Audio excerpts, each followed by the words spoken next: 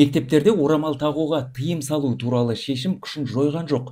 Дәл осылай бүгін жоғарғы сот өкілдері мәлімдеме жасады. Сонда бұл ақпарат қайдан шықты? Желіде адвокат Жаслан Айтмағамбетов жоғарғы соттың шешімін келтірген. Ол осылайша мектепке орамалмен кіргізілмеген оқушылардың құқығы қорғалғанын хабарлаған. Оның сөзінше жоғарғы сот өз шешімімен облыстық сот қаулысының күшін жойып, мұндай шектеулер білім алу құқығын бұзатынын мойындаған. Ал мұндай шешімдерді оның сөзінше басқа 4 облыстағы соттар шығарған көрінеді. Басқа ақпарат болмаған. Осыдан кейін бұқаралық ақпарат құралдарында және әлеуметтік желілерде жоғарғы сот мектептерде орамал тағуды заңды деп тапты деген ақпарат тарап кетті. Енді соттың бүгінгі хабарын айтайық. Істі қарау аясында сот алқасы білім беру мекемесінде орамал тағудың заңдылығы жөнінде мәселені талқылауға араласпаған екен. Түсініксіз тұсына тоқталсақ, істе кассациялық саты мектептің оқушыны сабаққа кіргізілмеуін заңсыз деп таныған. Өйткені білім алу құқығы Қазақстан азаматтарының негізгі конституциялық құқықтарының бірі екені айтылады. Жоғарғы сот өкілдері мектеп жарғысы мен мектеп формасына қатысты талаптарды